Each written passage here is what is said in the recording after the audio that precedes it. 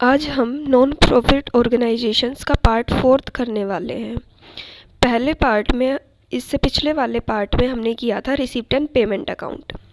आज हम करेंगे income and expenditure account and balance sheet. Let's start. Income and expenditure account. Income and expenditure account हमारे profit and loss account जैसा होता है, जो प्रॉफिट सीकिंग कंपनीज बनाती हैं। जो कंपनीज प्रॉफिट अर्न करती हैं, जिनका मेन मोटिव प्रॉफिट अर्न करना होता है, वो प्रॉफिट एंड लॉस अकाउंट बनाती हैं। लेकिन एनपीओ का तो काम ये होता ही नहीं है, वो प्रॉफिट अर्न करना ही नहीं चाहती, तो इसलिए वो क्या बनाती हैं, इनकम एंड एक्सपेंडिचर अकाउंट। किसकी जगह पर? प्रॉफिट एंड लॉस अकाउंट के। ये प्रिपेयर किया जाता है करंट इनकम्स और करंट एक्सपेंडिचर्स को जानने के लिए ऑर्गेनाइजेशन के, और कौन सी ज़्यादा है कि करंट इनकम्स ज़्यादा हैं करंट एक्सपेंडिचर से, या करंट एक्सपेंडिचर ज़्यादा है करंट इनकम से। ये हमें सरप्लस और डेफिसिट बताती है। प्रॉफिट एंड लॉस अकाउंट हमें क्या बताता है? नेट प्रॉफिट या net loss. Income and expenditure account हमें क्या बताएगा? सरप्लस या फिर डेफिसिट। डेबिट साइड हम क्या रिकॉर्ड करते हैं? डेबिट साइड हम रिकॉर्ड करते हैं सारे एक्सपेंसेस एंड लॉसेस। कौन से? जो रिवेन्यू नेचर के हैं। इसमें हम क्या करेंगे? कैपिटल नेचर के जितने भी आइटम्स हैं उनको हम इग्नोर करेंगे। क्रेडिट साइड हम क्या रिकॉर्ड करेंगे? वो इनकम्स एंड गेन्स सारी, और कौन सी? जो रिवेन्यू नेचर की है। अगर हमारे क्रेडिट साइड ज़्यादा है डेबिट साइड से, तो उसको हम क्या बोलते हैं? सरप्लस। अगर हमारा डेबिट साइड ज़्यादा है क्रेडिट साइड से, उसको हम बोलते हैं डेफिसिट। Next, features. फीचर्स क्या है हमारा? सबसे पहले है nature of account. Nature of account क्या है? Nominal account. इससे जो पहले हमने पढ़ा था रिसिप्ट एंड पेमेंट अकाउंट, वो क्या था हमारा? Real account. Nature of items recorded in it. इसमें कौन से आइटम्स रिकॉर्ड किए जाते हैं? इसमें सिर्फ रिवेन्यू आइटम्स रिकॉर्ड किए जाते हैं। कैपिटल नेचर के जितने भी आइटम्स होते हैं उनको हम इग्नोर करते हैं। लेकिन रिसिप्ट एंड पेमेंट अकाउंट में हमने क्या पढ़ा था कि हम कैपिटल और रिवेन्यू दोनों नेचर के आइटम्स को रिकॉर्ड करते हैं। इसमें हम क्या देखते हैं? Omission of opening and closing balance of cash, कि ओपनिंग और क्लोजिंग बैलेंस कैश का, उसको हम रिकॉर्ड नहीं करते। एडजस्टमेंट कौन कौन सी होती हैं? वो सारी एडजस्टमेंट जो हमने रिसिप्ट एंड पेमेंट अकाउंट में छोड़ दी थी, जैसे depreciation, outstanding expenses, prepaid expenses, earned income, ये सारी हम इसमें कंसीडर करेंगे। किसमें? इनकम एंड एक्सपेंडिचर अकाउंट में। इनके बेसिस पर इनकम एंड एक्सपेंडिचर अकाउंट बनाएंगे। Next, it records income and expenditure of current period. ये सिर्फ क्या करता है? सिर्फ करंट पीरियड का जो डाटा है, जो ट्रांजेक्शन्स हैं, सिर्फ उन्हीं को रिकॉर्ड करता है। पास्ट ईयर, प्रीवियस ईयर और नेक्स्ट ईयर का ये डाटा कंसीडर नहीं करता। Do not pertain to the current period. वो इनकम एंड एक्सपेंडिचर जो रिलेटेड नहीं है करंट पीरियड से, उनको क्या करेगा? रिकॉर्ड नहीं करेगा।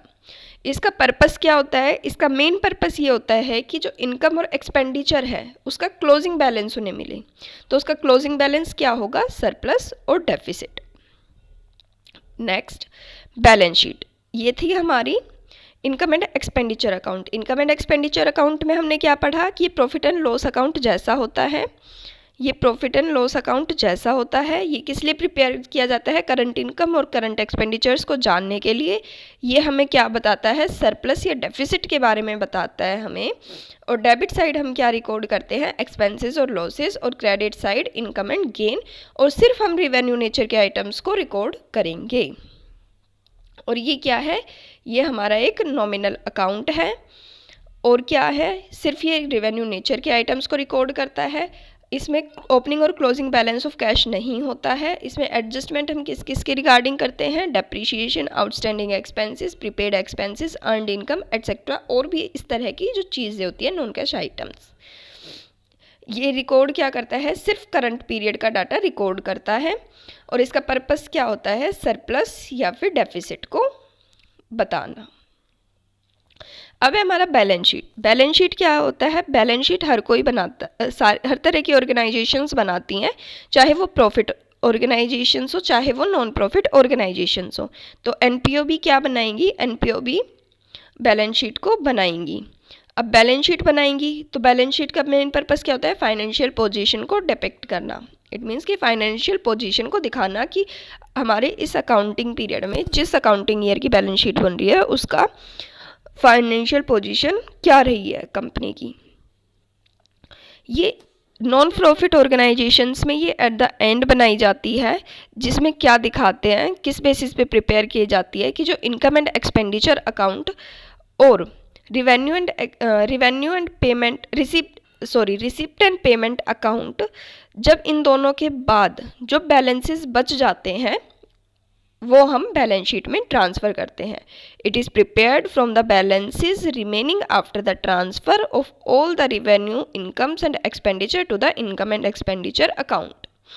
कि इनकम एंड एक्सपेंडिचर अकाउंट में सारे इनकम और एक्सपेंडिचर को ट्रांसफ़र करने के बाद जो भी हमारा बैलेंस बच जाता है उसको हम बैलेंस शीट में ट्रांसफ़र करते हैं। और इसमें सिर्फ हम कौन से आइटम्स दिखाएंगे, कैपिटल आइटम्स। कैपिटल आइटम्स में क्या क्या आ जाएगा हमारा, असेट,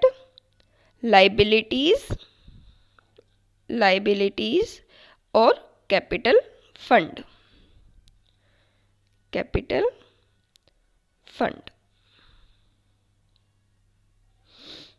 तो ये था आज का हमारा सेशन। नेक्स्ट वीडियो में हम कुछ आइटम्स पढ़ेंगे जो कॉमनली यूज़ होते हैं नॉन प्रॉफिट ऑर्गेनाइजेशंस में। Thank you so much.